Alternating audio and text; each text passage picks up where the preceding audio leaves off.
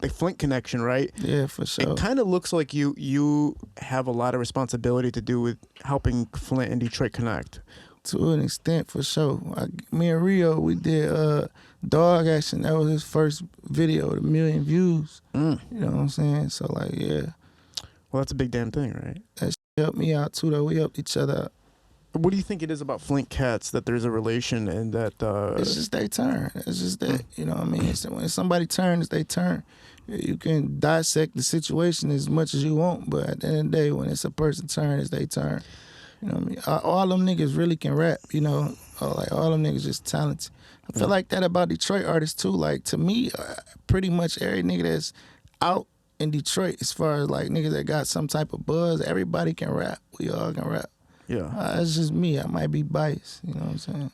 I was talking to some cats on live yesterday, and I was like, if you could, I didn't tell them about the interview, but I was like, if you could ask Vezzo any question, what would you ask them? And this cat said, how do you feel about your sound being stolen? And Man. that was an interesting thing, because I didn't know that was being happening. And then I said, get into detail. I messaged him after, I was like, what the hell are you talking about? I was like, You didn't know that was going on? Not really. I mean, I heard about Lotto a little bit, but that was about it. I don't be giving a though. At the end of the day, like, I don't give a that shit for them, bro. I'm cool. I'm all right. I'm straight. I'm good financially. Like, I be so focused on what I got going on. Like, me, it don't matter. It don't matter. Well, you know, in the comedy world, do you know who, like, Carlos Mencia is? No. Okay, in like the 2012, he was one of the biggest comedians in the world. But then they figured out he was stealing jokes from all these other comedians around him until he was confronted by Joe Rogan, who is the biggest podcaster in the world right now. Okay, Damn. So they confronted him and they pointed out that he was stealing jokes and he lost his career. He used to have a show called Mind of Mencia on Comedy Central, like Milli Vanilli, pretty much type shit like that. So, like, somebody doesn't stand for a style being stolen or something being bit, it's almost like, okay, now everybody can do this now. Nobody's going to say shit about it. Yeah. So, like, how do you look at it from that perspective? If your sound and style are being stolen or taken or bit, and you're saying right now, it's like you already got your own shit, they can have it. Like, does that mean that anybody can just keep taking? Like, how does it work? For one, my ever took nothing from me. I mean, they can keep, like, stealing. Yeah, it's a difference between, you know what I mean? Like, I don't know, bro. That shit. All right, if somebody was stealing, like, my lyrics, like lyric by lyric, then yeah, I maybe say something. You know what I'm saying? I would say something, right? But, like, I don't know. I have thought about this shit, right? But at the end of the day, I'm not about to go on the internet and you know what I mean? I'm not about to do that. Like, I ain't doing that. I can't do that. This shit just ain't in me. It ain't in me. I can't do that. You'd have to have people around you do it. Yeah. You know basically. what I mean? I can't do that. Yeah. I can't do that.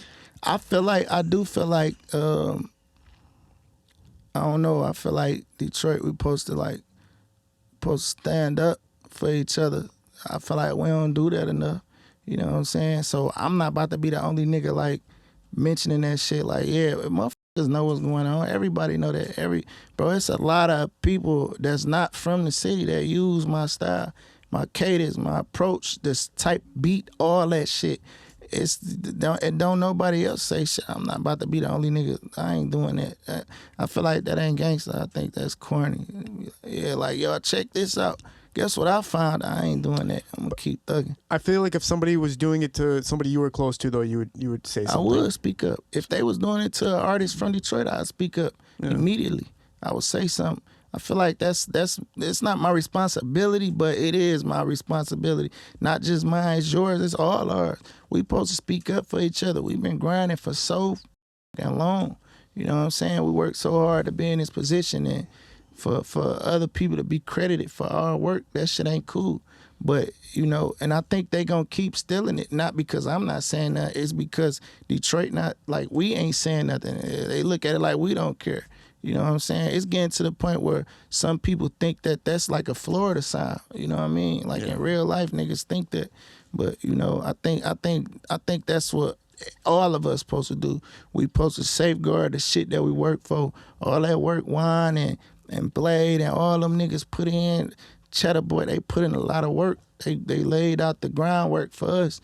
Those boys laid out the groundwork. Team Eastside laid out the groundwork for niggas like me, for everybody that came after them niggas. You know what I'm saying? And it took a long time, and it was a lot of work put in, and we supposed to safeguard it. And if we not safeguarding it, then that's on us. I already got rich. You know what I'm saying? Yeah. No, you're absolutely right. Like everybody's supposed to be responsible for each Yeah, other. and not do it for me. You know, you're supposed to do it for yourself, because that's missed opportunity. Because at that point, people with Detroit because they feel like we got a distinctive sound. But the moment that distinctive sound become everybody's sound, what's the point of being interested in just Detroit by itself? It wouldn't make sense. They can skip right past this motherfucker. You know what I'm saying? They won't need us no more. And I feel bad for the people who haven't got rich yet.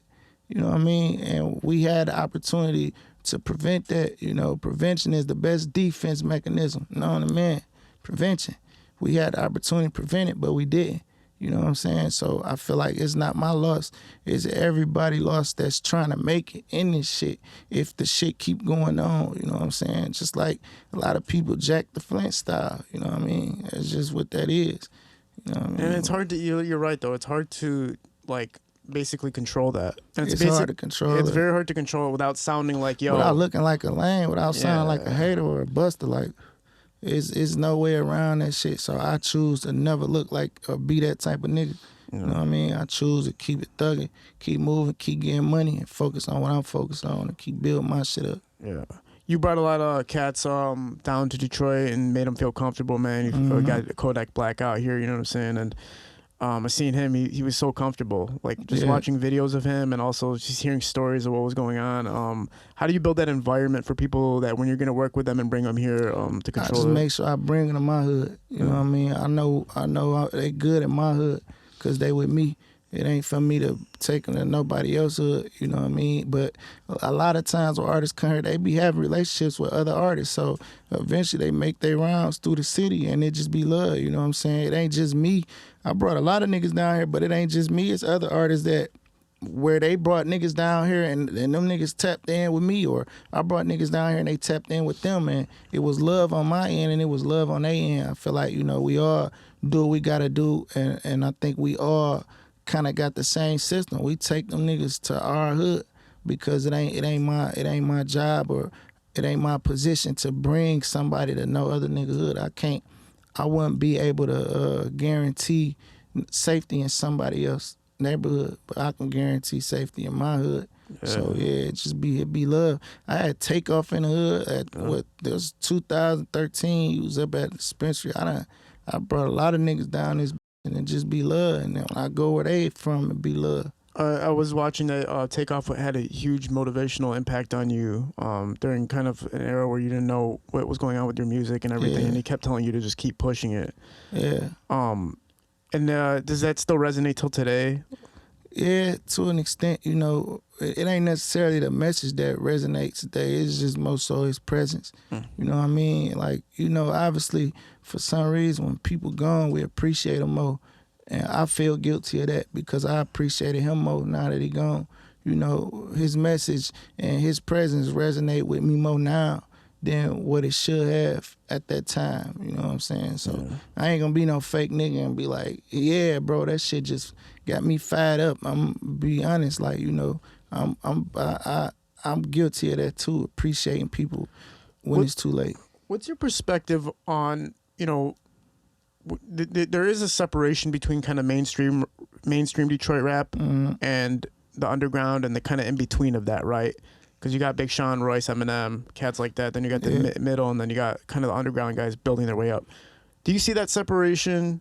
And do you see a perspective of, like, you know who Dogface Calderon is? Yeah. He's kind of on that of like, big dogs, let's get down to the little dogs and bring them up. But Chanel came on here. But who do he mean by the big dog?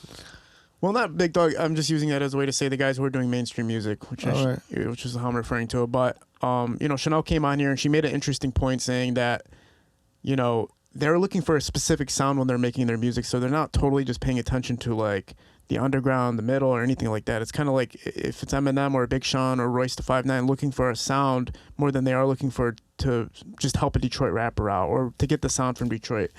Is that a reality? Like, do you see it like that? That separation, or is that like an illusion? It's a separation to an extent, and I wouldn't be able to really like give a conclusion on as to why, because at the end of the day, like, we don't know what them niggas thinking. A nigga can really be like, Them niggas, you don't know. We don't know. It can be a music thing like with Chanel. You just don't know. Yeah. It's definitely like a separation, but we might not want that shit. Like, you know what I mean? They got what they got. That shit for them.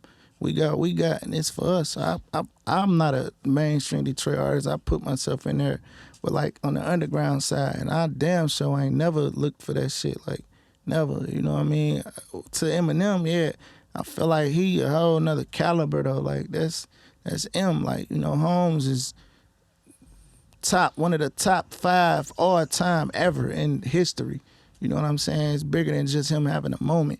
And like I say, I share some type of like mental connection with him because we from where we from. But other than that, like I personally don't think niggas is looking to be pulled up by no nigga. Like ain't nobody looking for that shit. Like